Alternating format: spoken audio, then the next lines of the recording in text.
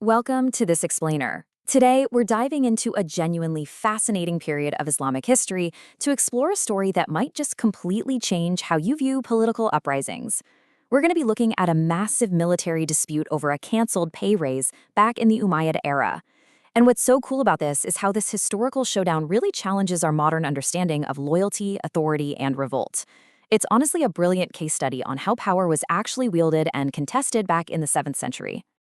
So, let's kick things off with a pretty provocative question. What if historical rebellions weren't just, chaotic lawlessness? What if instead they were a highly calculated form of political negotiation? We usually tend to think of mutiny as the ultimate rejection of the system. But what if it was actually an understood, even normative feature for resolving extreme tension? Well, let's find out. All right, let's jump straight into Section 1, the military economy. To really wrap our heads around why this rebellion happened, we have to look at Wafa Adnan Hamid's research on how the Umayyad state actually funded its massive military. This completely sets the stage for the explosive showdown we're going to talk about.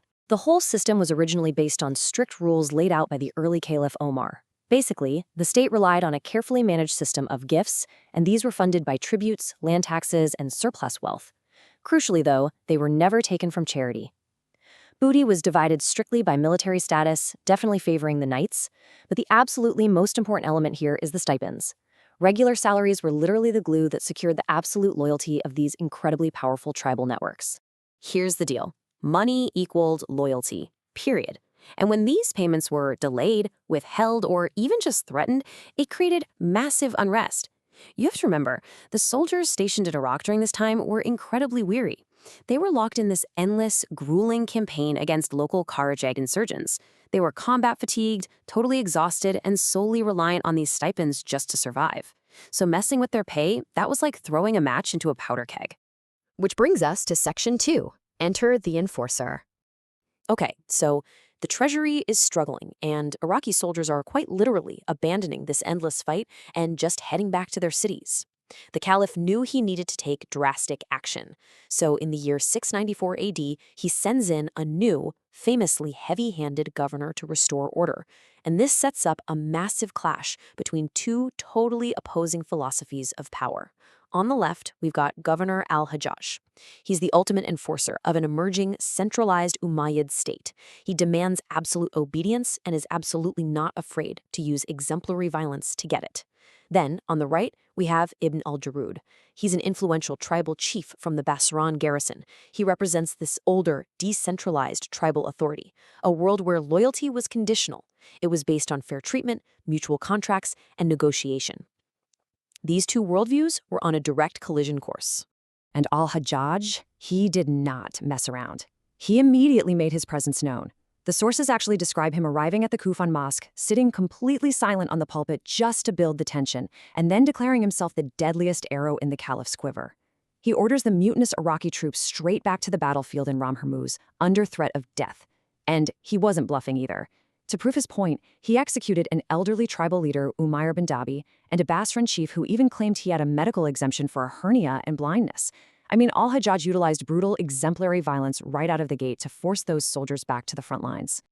Now let's move on to Section 3, the pay cut conflict. So, order seemed momentarily restored. But having forced the troops back to their harsh military camps at Ristakabad, Al-Hajjaj announces an economizing measure. Because the treasury was struggling from previous mismanagement, he just decides to cancel a pay raise that had been previously implemented by the former governor, Musa bin al-Zubair, and confirmed by others. To Al-Hajjaj, this was just a strictly necessary state austerity measure. But to the soldiers, this was a massive, unforgivable breach of contract. You can trace the sheer speed of this escalation right here on the timeline. Within just weeks of arriving in 694 AD, Al-Hajjaj goes from threatening troops with death to marching them out to suddenly slashing their expected income. The sudden cancellation of this hard-earned pay raise was the tipping point. The troops vehemently objected. And when Al-Hajjaj flatly refused to bend, the grumbling soldiers rapidly transformed into a highly organized opposition led by Ibn al-Jarud. And that brings us to Section 4, Rebellion as Negotiation. Now, at this point, we might look at this and just see a standard chaotic mutiny, but rather than viewing this as mere treason against the empire, scholar Petra Sigipstein's research offers a fascinating, completely different angle. She argues that Ibn al-Jarud's actions weren't some crazed attempt to destroy the Umayyad state. Instead, this was actually a calculated, albeit violent, negotiation happening entirely within the accepted bounds of the political system of the time. Get this. The rebels actually utilized established legal instruments to validate their movement. By swearing a secret bay'ah, which is an oath of allegiance, their scope was highly specific and limited.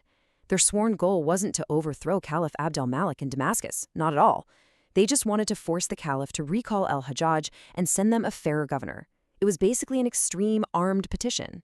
And their grievance was entirely rooted in their recognized rights. They felt 100% entitled to the fey. That's the revenue from conquered lands that was distributed as their stipends. In their view, the governor was the one breaking the law, not them. This makes the rebellion a very tangible dispute over breached contracts and unpaid wages, rather than some sort of ideological anarchy. The whole tragedy of this specific conflict is perfectly encapsulated by this warning from the military commander al-Muhallab.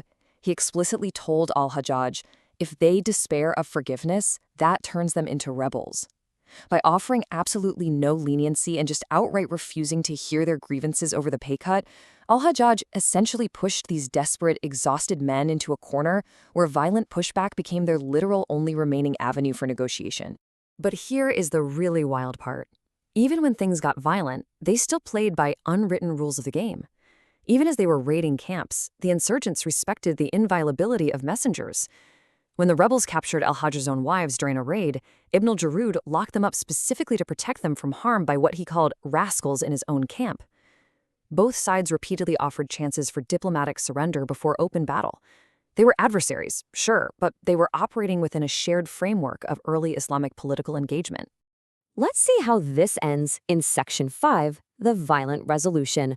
Despite those initial attempts at diplomacy and playing by the rules, these overlapping authorities eventually just collide in open warfare.